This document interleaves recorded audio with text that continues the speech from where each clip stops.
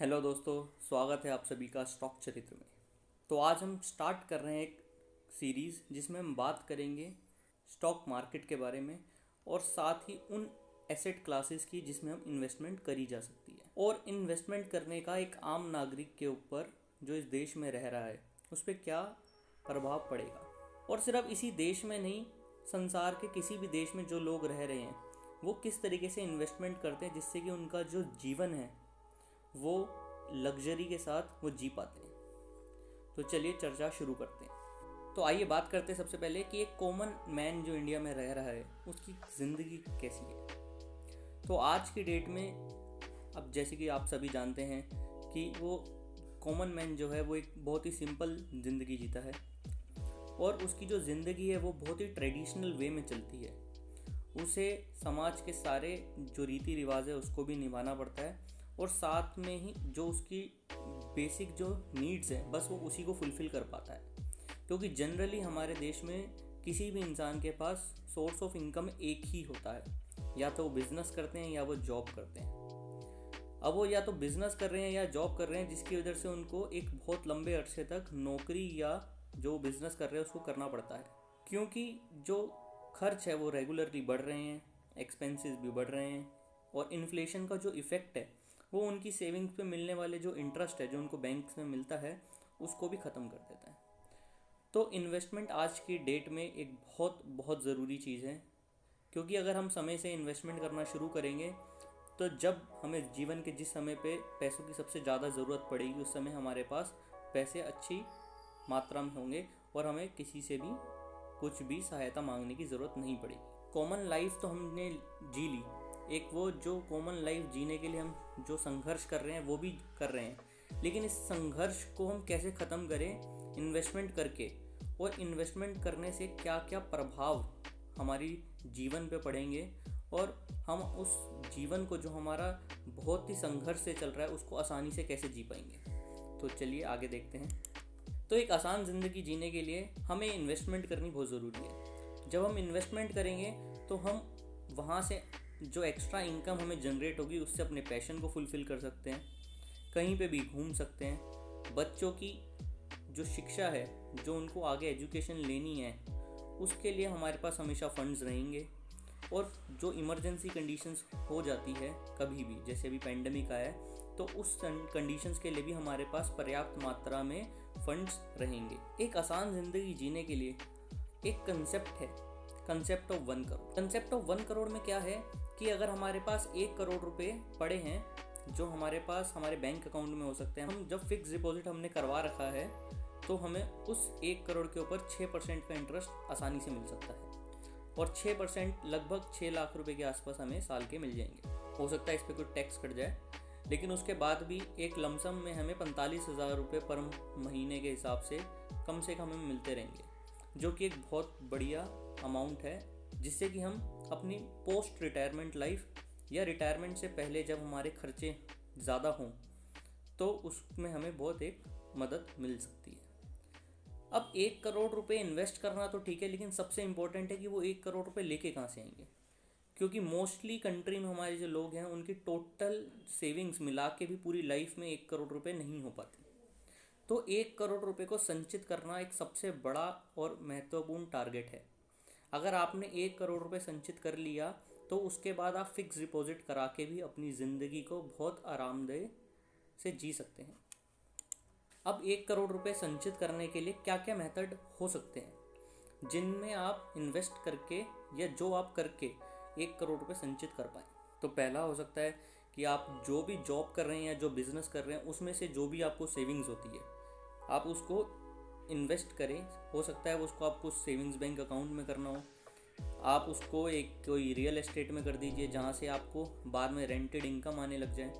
आप उसको गोल्ड में कर सकते हैं, सिल्वर में कर सकते हैं, किसी नए बिजनेस में इन्वेस्ट कर सकते हैं, म्यूचुअल फंड्स में कर सकते हैं, बॉन्ड्स में कर सकते हैं। बॉन्ड्स गवर्नमेंट बॉन्ड्स भी हो सकते हैं, कॉर्पोरेट बॉन्ड्स भी हो सकते हैं, और स्टॉक मार्केट में भी कर सकते हैं। तो हमारे पास जैसे कि हम आप देख पा रहे हैं इस स्लाइड पे कि हमारे पास जो इन्वेस्टमेंट है वो बहुत सारे एसेट्स में हम करी जा सकती है।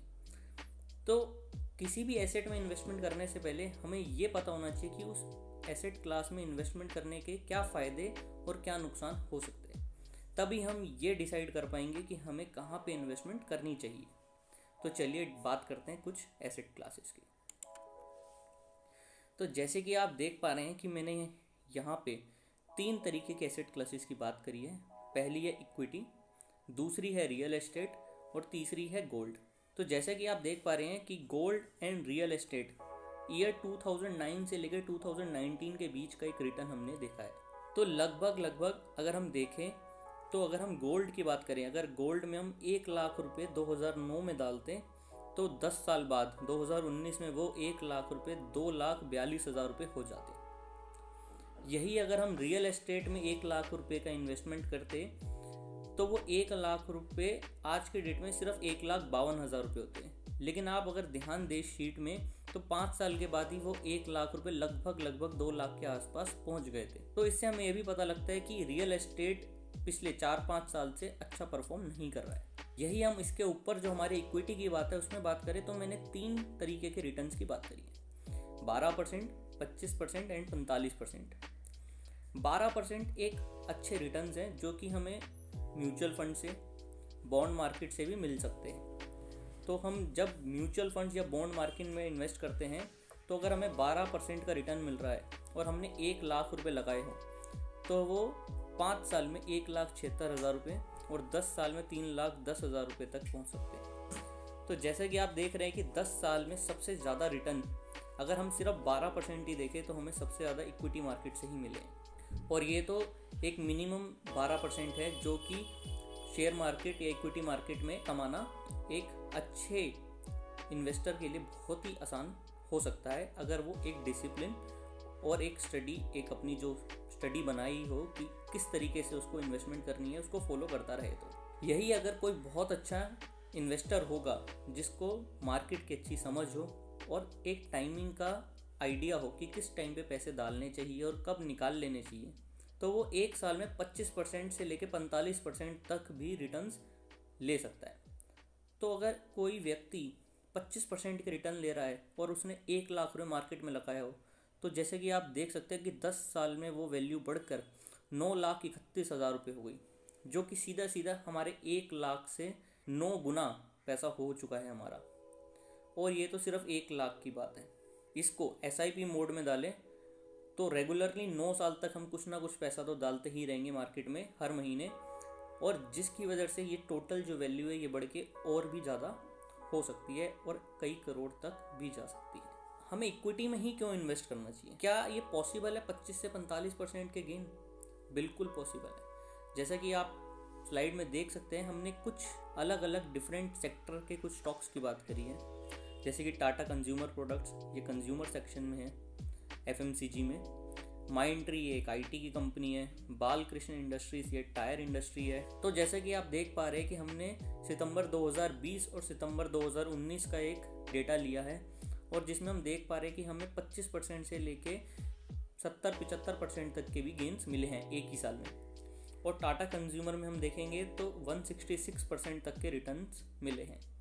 और इसी बीच अगर हम मेन जो ब्रॉडर मार्केट हैं, जो हमारे इंडेक्स है जो पूरी मार्केट की परफॉर्मेंस बताते हैं, अगर हम उनको देखें जिसकी सेंसेक्स है, निफ्टी 50 है, मिड कैप 50 है, तो उन सब में कोई हमें खास गेन नहीं मिला है, बल्कि हमें थोड़ा सा नुकसान ही उठाना पड़ा है। तो इसलिए स्टॉक स्पेसिफिक अगर हम बात करें और हम स्टॉक स्पेसिफिक ही इन्वेस्टमेंट करें और तो हमें ज़्यादा अच्छे रिटर्न्स मिल सकते हैं। अब स्टॉक स्पेसिफिक अगर हमें इन्वेस्टमेंट करनी है तो हमें सबसे ज़रूरी क्या देखना पड़ता है? हमें सबसे पहले तो ये देखना है कि हमारी मार्केट के अंदर कौन कौन से सेक्टर है, फिर उन सेक्टर के जो भी प्रीमियम स्टॉक्स है, जो सेक्टर के लीडर्स हैं स्टॉक्स में, कंपनीज में, उनको हमें एनालाइज करना चाहिए। और एनालिसिस के बाद सबसे ज़रूरी जो किसी भी मार्केट में पैसा कमाने का जो मेन सबसे इम्पॉर्टेंट थिंग है वो है टाइम।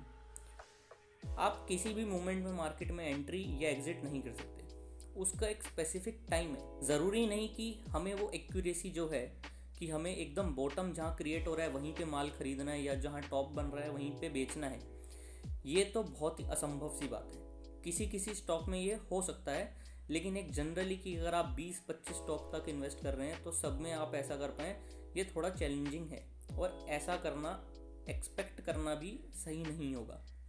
तो अगर कोई एक स्टॉक है जो अप ट्रेंड में है, अगर हम उसका इनिशियली 10-15% 20% तक भी छोड़ दें और लास्ट का 10% भी छोड़ दें, अगर हम बीच का 60-70% भी अगर हम वो गेन ले पाते हैं टोटल जो भी उसकी चाल आई है उसका, तो भी हम बहुत अच्छे पैसे कमा सकते हैं। तो चलिए बात करते हैं कि किस तरीके से आगे इन्वेस्टमेंट करी जाए।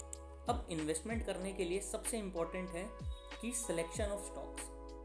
एक इंग्लिश में बहुत ही अच्छी कहावत है, never put all eggs in the same basket, कि कभी भी सभी अंडों को एक ही बास्केट में ना रखें। तो इसलिए आपका जो पोर्टफोलियो है वो थोड़ा डाइवर्सिफाइड होना चाहिए। वो डाइवर्सिफाइड अलग अलग सेंस में हो सकता है कि आप एसेट क्लासेस को ही डाइवर्सिफाइड कर दें, कि सपोज आपके पास 10,000 रुपये है, आपने उसका 60-70% इक्विटी में डाल दिया, 20% गोल्ड में डाल दिया एंड 10% बॉन्ड्स में डाल दिया या म्यूचुअल फंड्स में डाल दिया। उसके बाद जो आपके इक्विटी के पैसे हैं उसको भी आप डाइवर्सिफाइड कर सकते हैं। सपोज मार्केट में अगर आप देखें तो डिफरेंट सेक्शंस हैं, जैसे कि automobile section, pharmaceutical section, tyre section, IT section and many more. तो जब भी आपको इन्वेस्टमेंट करनी है तो आपको सबसे पहले वो सेक्टर देखने हैं कि कौन से सेक्टर में सबसे अच्छा आज के डेट में इन्वेस्टमेंट का बन रहा है मौका। जब आप वो मौका उस सेक्टर में ढूंढ लेते हैं तो आपको उस सेक्टर के जो प्रीमियम स्टॉक्स हैं उसको ढूंढना है। और आपकी जो इन्वेस्टमेंट है वो अलग अलग सेक्टर्स में हो सकती है और अलग अलग स्टॉक्स में हो सकती है। अब अलग अलग सेक्टर और स्टॉक को डिसाइड करने से क्या फ़ायदा है कि सपोज एक सेक्टर चल नहीं रहा है तो दूसरे सेक्टर के चलने से आपका जो फ़ायदा है मार्केट के अंदर वो हमेशा बरकरार रहेगा। तो चलिए एक एग्जांपल देखते हैं। सपोज हमने 10 तरीके के स्टॉक लिए डिफरेंट और सब में एक ही पैसा डाला, इक्वल अमाउंट ऑफ पैसा। तो हमने अपनी टोटल इन्वेस्टमेंट का 10% 10 डिफरेंट स्टॉक में इन्वेस्ट कर दिया और हमने माना कि हमारे 4 जो स्टॉक हैं, जो नीचे के 4 स्टॉक देख पा रहे हैं हम, -20%, -10%, 0 और -40, इन्होंने हमें कोई गेन नहीं दिया बल्कि हम लॉसेस में ही रहे। और प्रॉफिट अगर आप देखें तो 30 है, 45 है, 50, 80, 100। तो आप देख पा रहे हैं कि हमने जो प्रॉफिट है वो 100% तक किए, लेकिन हमने लॉस मैक्सिमम 40% ही किया। तो मार्केट में पैसा कमाने का एक सेकंड जो सबसे इम्पॉर्टेंट तरीका है वो है कि लॉसेस को कम करना। आपको अपने प्रॉफिट तो बढ़ाने ही बढ़ाने हैं, लेकिन जहाँ पे आपको लगे कि आपकी स्टडी गलत हो गई है और आपकी जो स्टडी है वो अपोजिट डायरेक्शन में जा रही है, तो आपको एक स्टॉप लॉस पे अपने जो स्टडी आपने करी है, जिसको आप देख पा रहे कि गलत हो गई है, उस सौदे को काट देना चाहिए। उस इन्वेस्टमेंट से आपको बाहर आ जाना चाहिए, जिससे कि आपका जो बचा हुआ कैपिटल है उसको आप बचा पाएँ। तो अगर जैसे कि हम देख पा रहे हैं कि 10 में से अगर हमारे 6 स्टॉक पे अच्छा परफॉर्म कर जाते हैं तो 1 साल के अंदर हमें एक अच्छे खासे टोटल इन्वेस्टमेंट पे रिटर्न मिल पा रहे हैं, जो कि एक 28% का रिटर्न हम यहाँ देख रहे हैं। तो अगर हमने 10 डिफरेंट सेक्शन लिए और हर सेक्शन और हर स्टॉक में एक डिफरेंट तरीके की हमने ग्रोथ देखी, तो भी हम 1 साल के बाद अच्छे खासे रिटर्न मार्केट से कमा सकते हैं। तो इसलिए मार्केट में इन्वेस्टमेंट के जो हमने अभी तक बात करी उसमें सबसे इम्पोर्टेंट है कि हमें सबसे पहले देखना है कि कौन से सेक्टर में इन्वेस्ट करना है, फिर उस सेक्टर के प्रीमियम स्टॉक्स की बात करनी है, फिर हमें अपना पोर्टफोलियो डाइवर्सिफाइड रखना है और एक सही समय की तलाश करनी है कि जिस समय पे हम उस मार्केट के अंदर इन्वेस्ट करें, जिससे कि हमारा जो रिस्क रिवॉर्ड है वो बेहतरीन हो। हम अगर किसी भी मौके पे मार्केट में इन्वेस्ट करेंगे तो हो सकता है हमारा जो रिस्क रिवॉर्ड हो वो ख़राब हो जाए। तो यहाँ पे हम स्टॉक चरित्र में जो भी रिस्क रिवॉर्ड की बात करते हैं वो जनरली 1:3 से ऊपर की ही बात करते हैं। कि सपोज आपने कोई स्टॉक लिया तो आपका लॉस तो 10 रुपये तक हो, लेकिन आपका जो प्रॉफिट हो वो 30 रुपये से हमेशा ऊपर ही हो। तो अगर हमने 10 स्टॉक की वहाँ पे बात करी और हमने देखा कि 10 स्टॉक में से हमारे 6 भी चल जाए तो 6 × 30 180 रुपीज़ तक हम कमा सकते हैं। और यही अगर 10 में से हमारे 4 जो कि हमने 10 रुपये का स्टॉप लॉस लिया है उस पर कट भी जाते हैं तो हमारा लॉस होगा सिर्फ 40 रुपये का। तो हमने 180 कमाए और 40 गवा दिए, तो हमारा फिर भी टोटल प्रॉफिट 140 रुपये का रहा। अब हम बात करते हैं कि हम जो स्टॉक्स का सिलेक्शन करते हैं वो किस बेसिस पे करते हैं। तो जनरली स्टॉक्स के सिलेक्शन करने का सबसे इम्पॉर्टेंट ये है कि आप कौन सी जगह पे इन्वेस्ट करना चाहते हैं। तो हम क्या करते हैं, सबसे पहले निफ्टी के टॉप 500 जो हमारा नेशनल स्टॉक एक्सचेंज है उसके टॉप 500 स्टॉक्स लेते हैं और उसमें से सिर्फ और सिर्फ वही स्टॉक्स हम सेलेक्ट करते हैं जो कि अप ट्रेंड में हो या उसमें अप अपवर्ड मूवमेंट का पैटर्न बन रहा हो। फिर उसकी हम एक टाइमिंग एनालिसिस करते हैं कि कौन सा सही समय रहेगा कि उस मूवमेंट में हमें स्टॉक में एंट्री लेनी चाहिए। अब हो सकता है हमने जो ट्रेंड देखा है या कोई पैटर्न देखा है वो ऐसे स्टॉक में भी हो सकता है जो ज़्यादा लिक्विड ना हो, तो हमें इस चीज़ का भी ध्यान रखना है कि हम इललिक्विड स्टॉक्स के अंदर ना फंसें, क्योंकि अगर हम इललिक्विड स्टॉक्स के अंदर फंस गए तो बाद में उस स्टॉक को बेचना बहुत ही मुश्किल हो सकता है। उसके बाद हमें क्या जानना चाहिए, सपोज अगर हम किसी कंपनी की बात कर रहे हैं और हम वो कोई भी कंपनी हो सकती है, लाइक इंडिया सीमेंट लिया हमने।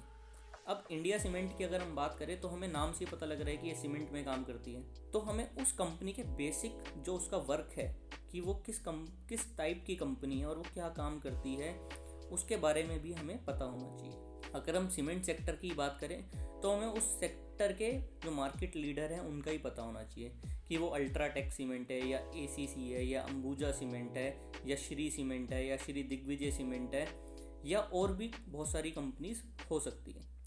तो एक सेक्टर सबसे पहले लेना है, उस सेक्टर के अंदर जो भी स्टॉक अप ट्रेंड में है और वो मार्केट लीडर्स हैं जिनकी बैलेंस शीट भी अच्छी दिखा रही है कि उस कंपनी के पास कैश रिजर्व रेशो भी अच्छे हों, और कैश रिजर्व रेशो अच्छे ना भी हों लेकिन उसके बाद डेट बहुत कम हो कि उसको अगर कर्जा जो उसने ले रखा है वो नहीं देना है तो, और उसके पास कैश कम है तो भी चलेगा। और दूसरी चीज़, उसका जो हमेशा ट्रेंड है वो अपवर्ड का ही होना चाहिए। अगर स्टॉक एक अपवर्ड मूवमेंट में है तो वो हमेशा ही ऊपर जाएगा, और मार्केट का नियम ही है कि वो रुकते रुकते ही ऊपर जाता है। तो थोड़ा ऊपर जाता है और ज़रा सा नीचे गिरेगा, फिर ज़्यादा ऊपर जाएगा, फिर थोड़ा सा नीचे गिरेगा। तो ऐसे ही मार्केट हमेशा चलती है। तो कोई भी सीधी रेखा में तो चलती नहीं है, लेकिन हमें तो जिस मोमेंट पे वो मार्केट कंसोलिडेशन में हो, जहाँ से उसे ऊपर की चाल शुरू करनी है, अगर हम उस स्टॉक को वहाँ पे पकड़ पाते हैं तो वो एक बहुत ही बेहतरीन लोकेशन रहेगी जहाँ पे हम इन्वेस्टमेंट करें। अब मार्केट से किस तरीके के रिटर्न्स की हम एक्सपेक्टेशंस रख सकते हैं, तो जैसे कि अभी हमने 2 स्लाइड पीछे एक एग्जांपल लिया था कि अगर हम 10 डिफरेंट काइंड्स ऑफ स्टॉक्स में इन्वेस्ट करें और उसमें से हमारे 4 स्टॉक खराब भी हो जाए जिसमें हमें अच्छे रिटर्न्स ना ही मिल रहे बल्कि हमें लॉस में बाहर आना पड़ रहा है या हमारे स्टॉप लॉस कट गए, तो भी हम 18 से 28% के बीच में अगर हम रिटर्न्स एक साल में ले पा रहे हैं मार्केट से, तो एक रियलिस्टिक रिटर्न्स है।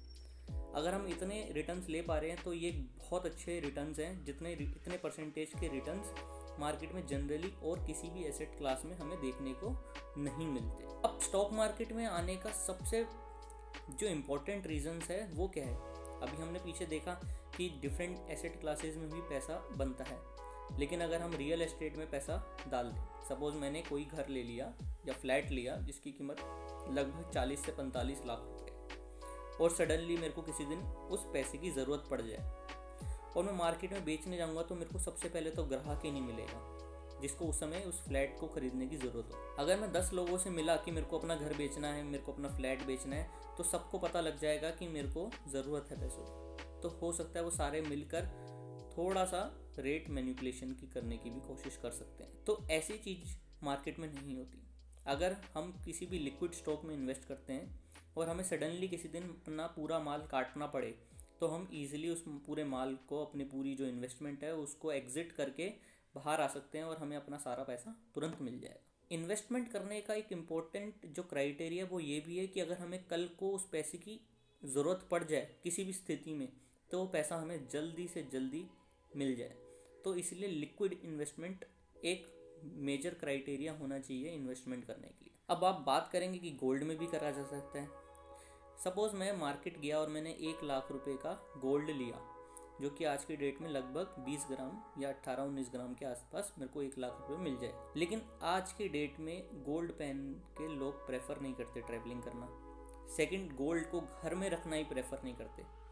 अगर मेरे को गोल्ड लेकर उसको बैंक के लॉकर में रखना पड़ रहा है तो उसके लिए मेरे को अलग से और पैसे खर्च करने पड़ रहे हैं। तो हो सकता है कि मेरा गोल्ड बढ़ेगा ही, लेकिन साथ में मेरे को लॉकर में जो हमारा एक्सपेंस हो रहा है वो भी देना पड़ रहा है, तो जिसकी वजह से जो मेरा इन्वेस्टमेंट में रिटर्न्स है वो थोड़ा कम हो जाएगा। सेकेंड चीज़, अब आप बात कर सकते हैं कि हम गोल्ड बॉन्ड्स में भी इन्वेस्ट कर सकते हैं। तो गोल्ड बॉन्ड एक बहुत ही बढ़िया साधन है इन्वेस्टमेंट का, लेकिन गोल्ड बॉन्ड में भी एक लॉक इन पीरियड होता है कि आपको वहाँ पे कम से कम कुछ सालों के लिए, 3 साल 5 साल के लिए इन्वेस्ट करना ज़रूरी है। तो अगर आपको गोल्ड बॉन्ड में इन्वेस्ट करना है तो आपको पूरा एक टाइम पीरियड गोल्ड बॉन्ड को देना पड़ेगा। अगर आपको पूरा मैच्योर करके गोल्ड बॉन्ड में से रिटर्न्स लेने हैं तो आपको 8 साल तक कम से कम वहाँ बने रहना पड़ेगा। लेकिन मार्केट में ऐसा कोई क्राइटेरिया नहीं होता। आप चाहें तो 15 दिन के बाद भी जो आपको रिटर्न चाहिए उस रिटर्न को लेके उस स्टॉक में से एग्जिट कर सकते हैं और दूसरी जगह इन्वेस्ट कर सकते हैं। तो मार्केट के अंदर प्रोबेबिलिटी जो है इन्वेस्टमेंट करके अच्छे रिटर्न्स की वो बढ़ जाती है, क्योंकि मार्केट में हम long term, short term, medium term, positional, अपने रिस्क रिवॉर्ड एंड अपने रिस्क एपेटाइट के अकॉर्डिंग डिफरेंट काइंड्स की इन्वेस्टमेंट कर सकते हैं और अलग अलग जो हमारे पास इन्वेस्टमेंट के लिए पैसे हैं उसको इसी तरीके से 4 भाग में डिवाइड करके कर सकते हैं, जो कि हमें बाद में अच्छे रिटर्न्स दे पाए। तो चलिए बात करते हैं कुछ एग्जांपल्स की। जैसे कि आप अपनी स्क्रीन पे देख पा रहे हैं, एक अपोलो पाइप्स का एक हमने एनालिसिस किया था जो कि 2 अक्टूबर 2020 को किया था। अब आप जैसे कि फोटो में देख पा रहे हैं कि एक LTP हमने ऊपर लिखा हुआ है कि 396 रुपीज़ का उस दिन वो था, जिसकी मार्केट कैप 519 करोड़ थी और उसका प्रॉफिट ग्रोथ 22% के आसपास था। फोटो में आप देख पाएंगे कि 2 सपोर्ट की बात करी है और वहाँ पे लिखा है कि फर्स्ट सपोर्ट, सेकंड सपोर्ट। फिर हमने बात करी है कि इसके क्या क्या टारगेट हो सकते हैं। तो हमने एक मीडियम टर्म पोजिशनल में बात करी थी कि हमारे क्या रिटर्न्स हो सकते हैं। तो हमने बताया कि जो हमारा टारगेट है 550 का वो हम इजीली अचीव कर सकते हैं। तो जैसा कि आप देख पा रहे हैं कि 6 नवंबर 2020 को स्टॉक ने 550 का प्राइस टच किया और उस दिन उसकी क्लोजिंग थी 586 रुपीज़ की, जो कि हम जिस दिन हमने बताया था 396 से बढ़कर 48% उसने रिटर्न्स दिए सिर्फ 36 दिनों के अंदर। और अगर आप 1 जनवरी 2021 का क्लोजिंग प्राइस देखेंगे तो वो 716 रुपीज़ था, जो कि जिस दिन हमने आपको ये शेयर की थी उसके अकॉर्डिंग जो एनालिसिस दी उसके अकॉर्डिंग 396 रुपीज़ जब वो था तो हमने बताया कि इसमें एक अच्छी पोजीशन बनाई जा सकती है। तो आप देख सकते हैं कि सिर्फ और सिर्फ 92 डेज़ में स्टॉक 81% तक के रिटर्न्स दे चुका है। ये सिर्फ एक स्टॉक की बात नहीं, ऐसे और भी बहुत सारे स्टॉक है। जैसे कि ये एक इंडिया सीमेंट्स का चार्ट है। हमने 25 अगस्त 2020 को इसकी एजुकेशनल एनालिसिस प्रोवाइड करी थी अपने चैनल पे। हमारा एक टेलीग्राम चैनल है प्रोडक्टोपीडिया के नाम से, जिस पे हम एनालिसिस देते हैं। आप चाहें तो उसका लिंक लास्ट स्लाइड में देख के उसको ज्वाइन कर सकते हैं, जिस पे आप अपने क्वेश्चंस एंड क्वेरी भी पूछ सकते हैं किसी भी स्टॉक से रिलेटेड और हमारी उस पे एजुकेशनल एनालिसिस को पा सकते हैं, जो कि बिल्कुल फ्री ऑफ कॉस्ट है। स्टॉक के एनालिसिस 25 अगस्त 2020 को करी थी और 29 नवंबर 2020 को वो लगभग 35% के रिटर्न्स दे चुका था। और यही अगर हम 1 जनवरी 2021 की बात करें तो इसका क्लोजिंग प्राइस 180 रुपीज़ से भी ऊपर था, जो कि 53% के रिटर्न्स हमें 92 डेज़ में दे चुका है। तो जैसे कि पिछले 2 स्टॉक की जो हमने बात करी है, एक में 81% और एक में 53% मिले। अगर हम दोनों को ऐड करें तो लगभग हमें 65% से ऊपर के रिटर्न्स 92 डेज़ में मिल रहे थे। हम अगले स्टॉक की बात करते हैं। ये है MRF का चार्ट। हमने 25 अक्टूबर 2020 को इस स्टॉक की एनालिसिस करी थी। उस दिन स्टॉक लगभग 62,000 रुपीज़ के आसपास था और हमने बताया था अपने चैनल पे कि ये 80,000 क्रॉस करेगा। और विद इन 30 डेज़ 23 नवंबर 2020 को MRF ने 81,000 के लेवल टच किए, जो कि 30 डेज़ में 30% तक के रिटर्न्स हमें दे गया। तो आप देखेंगे कि अगर हम इसको भी 90 डेज़ के अकॉर्डिंग देखें या 3 गुना पैसा अगर हमने इसमें डाला होता तो हमें 90% तक के रिटर्न्स उसी टाइम पीरियड में मिल जाते हैं और टोटल हमारी जो इन्वेस्टमेंट है उस पर हमें एक अच्छे खासे रिटर्न्स मिल जाते हैं एवरेज में। गुड बाय दोस्तों, आपका बहुत बहुत धन्यवाद। और ये जैसे कि आप देख पा रहे हैं कि हमने अपने टेलीग्राम चैनल का लिंक और अपनी ईमेल आईडी दे रखी है।